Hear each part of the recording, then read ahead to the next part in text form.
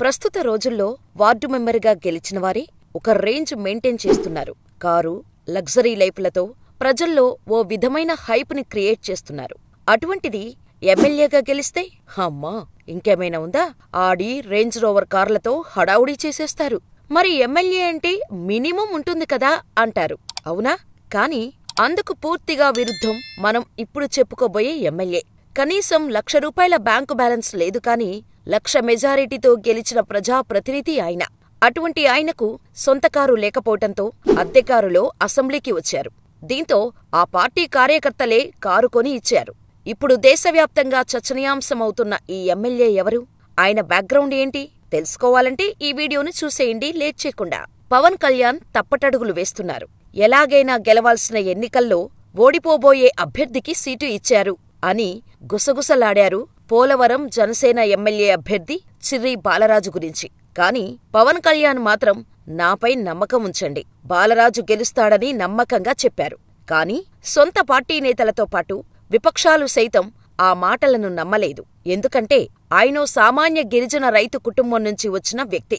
జనసేన పార్టీలో సామాన్య కార్యకర్తగా చేరారు. ఆస్తులు లేవు, రేకుల షెడ్లోనే నివాసం. కాని పవన్ అంటే ప్రాణాలు ఇచ్చేసే వీరాభిమాని. ఆ అభిమానంతోనే పార్టీలో చురుకుగా వ్యవహరించేవారు. అలా స్థానికంగా మంచి పేరు తెచ్చుకోవటం, పార్టీలో బలమైన నాయకుడిగా ఎదిగారు. పోలవరం నియోజకవర్గం ఎస్టీ రిజర్వ్డ్.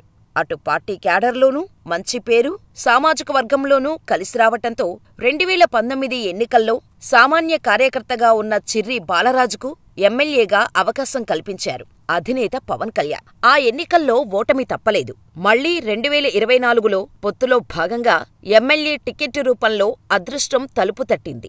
ఎన్నికల్లో పోటీ చేసి మాజీ మంత్రి తెల్లం బాలరాజు సతీమణిపై 1,01,453 ఓట్ల మెజారిటీ గెలిచి వైసీపీ కంచుకోటలను బద్దలు చేశారు.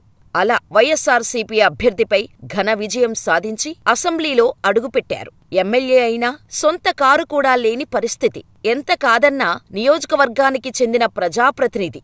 ఎక్కడికి వెళ్లాలన్నా కారు ఖచ్చితంగా అవసరమే. కాని కారు కొనగలిగే ఆర్థిక స్తోమత లేదు. ఆయన పరిస్థితిని అర్థం చేసుకున్న జనసైనికులు చేయి కలిపారు. ఎమ్మెల్యేకు తమ తరపున కారును బహుమతిగా అందజేశారు. ఎమ్మెల్యే చిర్రి బాలరాజు నియోజకవర్గానికి చెందిన సీనియర్ నేత కరాటం రాంబాబు స్ఫూర్తితో రాజకీయాల్లోకి వచ్చారు. 2019లో జనసేన తరపున ఎమ్మెల్యే అభ్యర్థిగా పోటీ చేసి ఓడిపోయినా నియోజకవర్గంలో రెట్టింపు ఉత్సాహంతో ప్రజా సమస్యలపై పోరాటాలు చేశారు. ఆయన పట్టుదలను చూసిన పవన్ కళ్యాణ్ 2024 ఎన్నికల్లో ఎమ్మెల్యే టికెట్టు ఇచ్చారు. బాలరాజు వ్యక్తిత్వం తెలిసిన సీనియర్ నేత కరాటం రాంబాబు, జనసైనికులు, కూటమి నేతలు కష్టపడి ఆయనను ఎమ్మెల్యేగా గెలిపించుకున్నారు. బ్యాంకు బ్యాలెన్సు ₹1,00,000 లేకపోయినా 1,00,000కు పైగా మెజారిటీతో గెలిచిన బాలరాజుకి సొంత కారు లేదు. నిత్యం ప్రజల్లోకి తిరగటానికి, ప్రజా సమస్యలు తెలుసుకోవటానికి, మారుమూల ఏజెన్సీ గ్రామాలను సందర్శించటానికి కారు ఖచ్చితంగా ఉండాల్సిందే.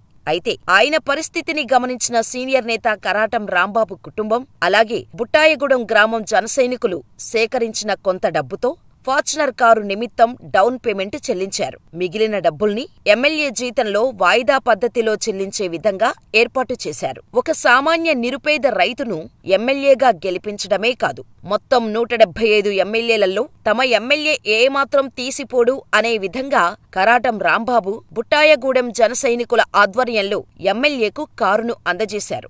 జనసైనికులు చేసిన ఈ మంచి పనిని సోషల్ మీడియా వేదికగా అందరూ పొగడ్తలతో ముంచెత్తుతున్నారు.